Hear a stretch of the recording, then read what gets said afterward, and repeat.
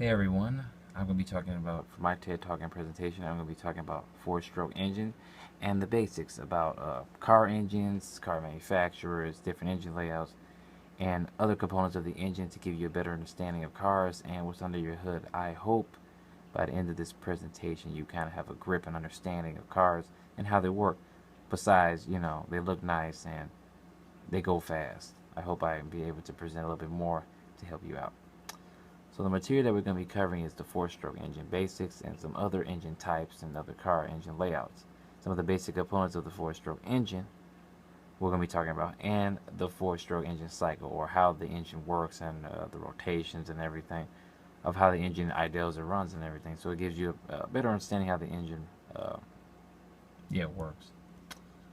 This is my friend Rick's 1,000 horsepower Chevy built engine. This is his racing drag engine. Very cute and colorly. This took him years to build. I thought this would be a good thing to look at to give you an idea of how you can take this knowledge and run with it and be very creative. This is a H-Town. This is a big block V engine. Little over 1,000 horsepower. A lot of fun. He has not put this in his car yet, but he's just finished working on it. He sent me a picture of this, and I'll let you see this beautiful work of art.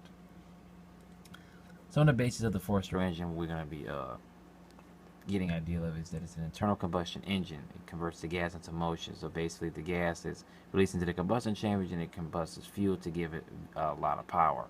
It is the most common car engine type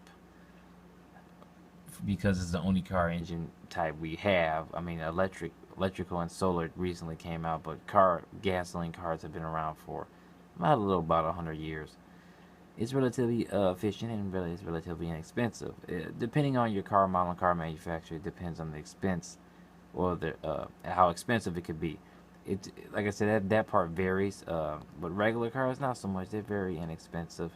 But it depends on the miles and some other things. But for the most part, other type of engines we're gonna be talking about is the two-stroke engine, the diesel engine, the rotary engine, the turbine, the steam, the V engine, then you have the flat, the boxer, the W16, which is the all-performance engine. We'll touch on that a little bit, and the inline engine, which now is probably the most common engine of all time now. We'll start out with the diesel engine. This is a Cummins diesel engine. What's the difference between gas and diesel? First of all, diesel is a different type of fuel. It's 40 octane, low sulfur, unlike 87 to 98 octane gasoline fuel. It is less refined, so it needs more strength in the combustion. So they use intake heaters or glow plugs to ignite. Not to ignite, but heat the chamber to get the fuel to combust. It does not have spark plugs. Spark plugs are for gasoline because gasoline is more flammable. Diesel is not. You can light a match by diesel and it won't even catch on fire. You need a lot of heat to get diesel to explode. That's why most semis and everything and wrecks never explode or never have issue, because diesel's not like that. The only negative really to diesel is that since it has this intake heaters, if it's really cold outside and the intake heater can't heat the chamber up, the diesel will continue to cut off until finally it's able to ignite the fuel inside its chambers. Once the car gets running, it becomes pretty much like a diesel generator, but getting it running can be optimally a challenge. Next we have the rotary engine Mazda. This is a unique engine that had went out because of its failure to go against with EPA. It continued to eat too much fuel, so its fuel consumption was terrible, and its emissions was really bad because gas and oil will slip in between the big circle pistons. This was rather difficult. Mazda eventually got sued by the EPA, and they had to drop the engine. They still use it for their performance cars that they use for drifting and other sorts of fun. But this engine by itself is pretty much has gone out for consumers and customers to buy. There are few on the road that you can have. They're in the early 80s and late 80s and early 90s. There is some unique power to these engines. They're able to redline. They can stay redline, and like I said, they produce a tremendous amount of power, but just not good for fuel efficiency and the environment. So that was the reason they had gone out so bad. But again, it's a very unique engine for car enthusiasts all over the world. They still use this engine layout a lot, between 2 to 4 rotor. This one is a 350 horsepower turbocharged Mazda 3 rotor engine. This is a very powerful engine. It's won countless competitions. Yeah, so kudos to Mazda for this cool engine design they came up with. Then we have the Boeing turbine engine. This engine is unique to the sense of it was first created by a German engineer in World War II, and finishing it out, he was able to create the first jet fighters using a simpler version of this, a very small jet engine. The turbine sense is that it just takes the airflow and is able to spin the turbine and gears to create electricity, which then powers it. So it's like a self-propelling engine in a sense. So it's not too. It looks crazy and everything, but it's really, the design really is a big spear with little bitty wind turbines and gears inside. It's not really that crazy idea. My uncle works for Boeing. This is a very simple, legitimate concept. They've been building this engine for maybe 60, 70 years now.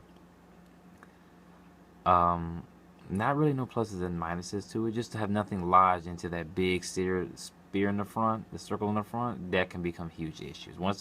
If it gets jammed and it can't spin, the turbine pretty much will eat fuel and turn off, which you've seen in the movies, or it blows up. And it's highly combustible too, because jet fuel is the highest octane of gasoline we have.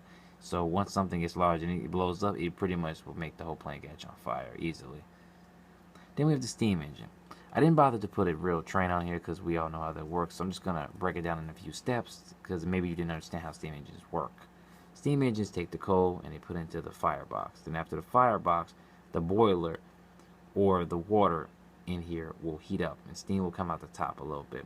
And then it creates pressure right here, and then the piston goes back and forth and causes the wheels to turn with this elongated connecting rod. Then the smoke comes out from the coal to the top, which is where you get that black smoke from.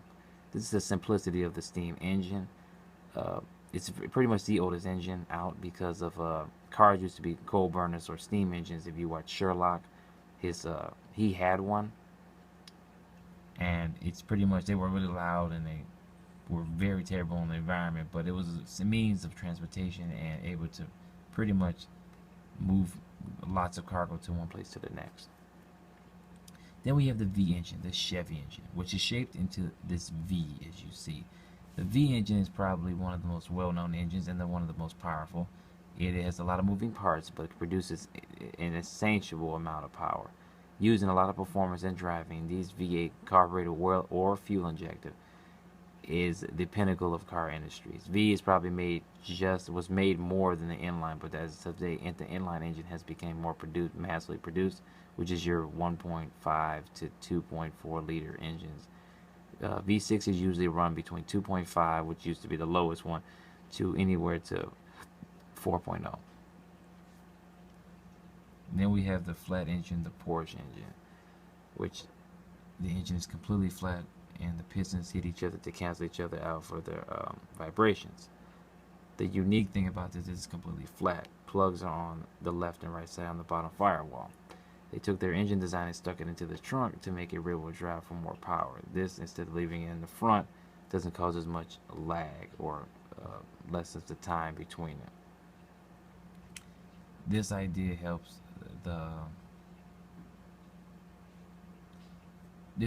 for the difference in this differential between power and not. Instead, like just out of the same concept of front wheel drive, this is the rear wheel drive idea. Subaru comes out with a very similar engine design like this, but for front wheel. Then we go into the Boxer engine, the Subaru. The Boxer engine Subaru is a completely flat engine as well, but has specific design differences, including the intake and the fuel injector thing is on top. Plugs are still on the side. Engine's a lot smaller and more compact, but it's made for the front of the car, not the rear of the car. So the way they distribute the power is a little bit different. Subaru mimicked the Porsche idea and saw the differences, and they liked it, and they moved forward with their production of it. It came out in the 50s, I believe. So Subaru's been making this engine for quite some time, and it's very popular among car enthusiasts for the great diversity and the big stability of it and low vibrations. Then we have the inline-six BMW, which is all in one row. This is how airplane engines used to be created, from 6 to 8 liter inline engines. Not much negative or positive on these inline engines, just long engines for long hoods. A lot of manufacturers don't mess with this engine layout anymore because they have restrictions on hood and dimensions and body size and everything. And BMW's still rock big hoods, but the cars in front are long. Other cars that can usually have ran is Cadillac and a couple other American cars have ran inlines at one point but have moved on to the V's. This engine is probably one of the oldest engines since it was made into the plane era. Because Bavarian Motorworks, which is BMW's name, used to make airplane engines, so they still use their engine layout just for this, for their car manufacturer. Then we have the inline 4 Honda, which is pretty much simply the same thing, 4 cylinders across, but it's for front wheel drive. Honda's been making this car for an extremely long amount of time. There's nothing real different from the regular inlines. I mean, they used to run them straight down, now they run them sideways for front wheel drive, for better for the economy and better for the for drivability in a sense, weathering and everything. The front wheel drive is a lot better and easy, and 4 cylinders are a lot easier to work on and less moving parts, and a lot parts are way cheaper. W16 engine pretty much is a high performance engine shaped into a W. Bugatti has made this engine to become the highest speed engine in production at 1500 horsepower. This engine can go well over 270 miles an hour. I think it caps around 280. This is just a high powered engine for a lot of fun. It is a different engine layout. It's one of its only kind, so I had to put this in here to show you what 8 cylinders on both sides look like. Now we're going to talk about some of the basic components of the car, or the chamber. Then we have the camshaft, we have the intake valve, the valve cover, the intake ports, we have heads, coolant, engine block, oil pan, oil slump, crankshaft, rod bearing, connecting around pistons, exhaust port, spark plugs, and I think that's it, exhaust valve. So we're going to get into that a little quickly. Then we got the intake valve, which opens at the proper time to let the air and fuel out. Pretty much simple as that is. The valve cover is what protects the valves and the valve springs and keeps dirt out and lubricates oil in. Very important. Intake port is the passageway in the cylinder head for the fuel and air to pass through. The head, a platform containing most of the parts of the combustion chamber, so that is pretty much what holds it all together. Then we have the coolant, which is where the radiator comes in, and then the things surrounding your block. It circulates the water and antifreeze to keep the temperature regulated. Very important. This keeps the engine from overheating and causing huge issues. I think everyone has run into an overheating car. Your car gets between 2 to 4,000 degrees Fahrenheit, which can cause huge issues once it overheats. The engine block is pretty much what holds everything in. It can be made of cast iron, was the original. They had iron. One time it was nickel. Terrible idea.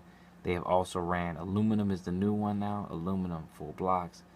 Not the best block, I would have to say. Aluminum is a very thin metal and very malleable, so a lot of heat can cause an extreme amount of damage on aluminum blocks. Cast iron was just very heavy, but very durable.